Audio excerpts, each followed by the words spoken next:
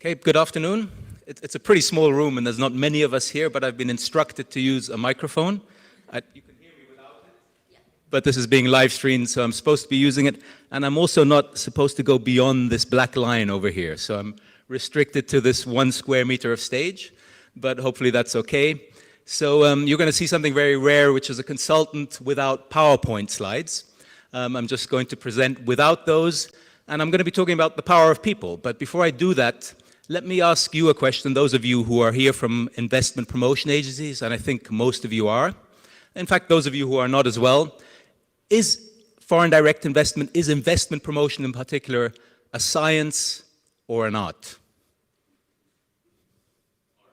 An art. Okay. So in our view, it's very much a science, right? So my company, FDI Center, when we advise clients on the investment promotion side to attract investment, we take a very, very technical view.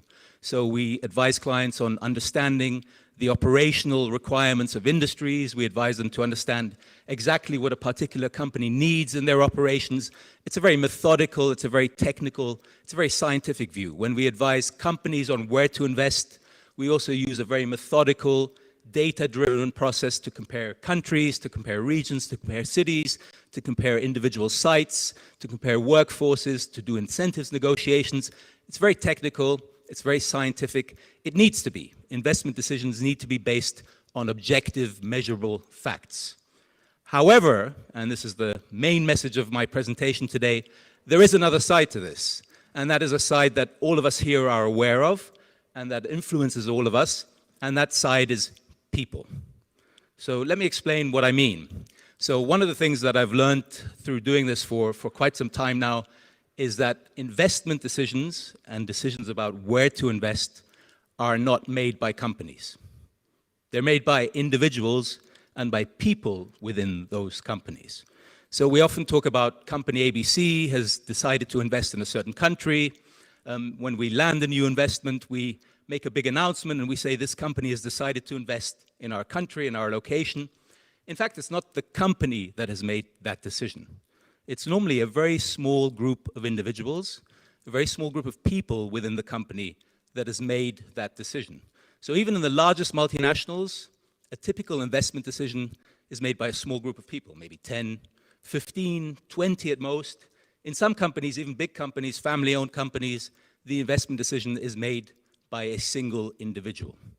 So that's a key point. Individuals, people make investment decisions, not companies. Now, people tend to have preconceptions. They tend to have biases, positive, negative biases about certain places. Now, think of all of us. We all know things or think we know things about countries that we've never been to.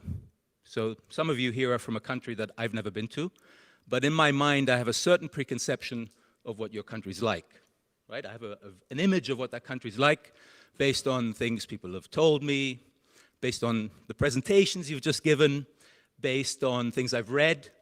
But more often than not, that preconception is based on somebody I've spoken to, somebody I've met from your country, right?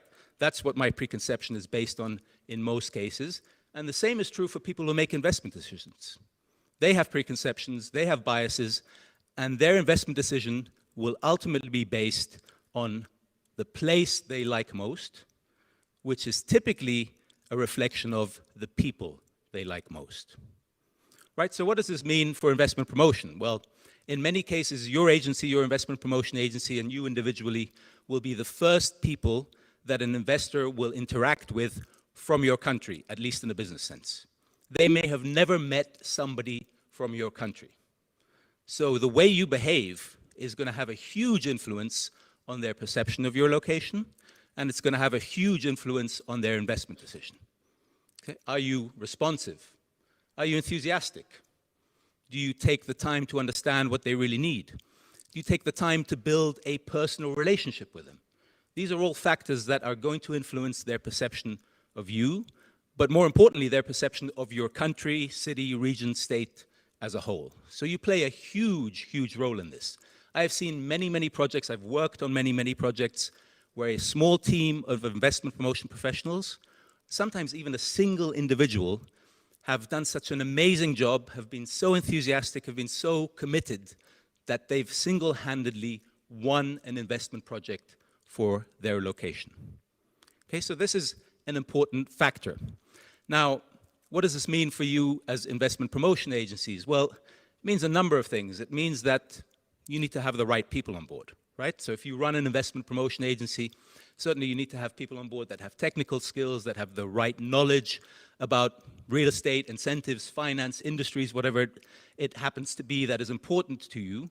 But you also need to have people on board that represent your country in the best possible way. You need to have people on board that are enthusiastic.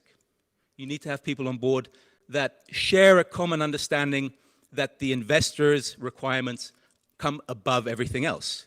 You need to have people on board that are committed to providing the best possible service that they can provide, better than any other investment promotion agency. And you also need to have people on board who are proud to represent your location, and that enthusiasm and that pride has to come out in every single interaction that they have with an investor. It doesn't stop there. So in addition to the people that you have in your own organization, there are other people that you need. So you need to have people around you, and these are the IPA's partners, who share your vision, right? You need to have partners in other government agencies, you need to have partners in ministries, you need to have partners in academia, you need to have partners in the private sector, who all share your commitment to providing the best possible service to an investor, and who will share your enthusiasm and your pride for representing the location and for bringing investors to that location.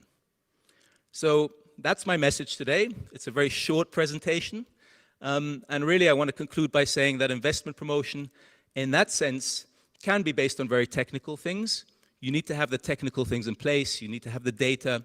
You need to have sites. You need to have solid incentive programs. You need to have all of those things that we consider and that companies consider when they're making an investment decision. But if you don't have the right people, if you don't have the right partners who share the same values, you're going to find it very hard to attract investment. If you do have those people, and you have them on your team, and you're leading an investment promotion agency, it's important to nurture those people. You need to keep them there, you need to keep them happy, you need to keep them motivated, you need to keep them on your side, because investment promotion, really like all other fields of business or life, is really all about people. So I'm going to end it there, and hopefully this was useful to you as a nice conclusion on a late afternoon before the conference ends. We've got a few more good sessions coming up today, so please stick around.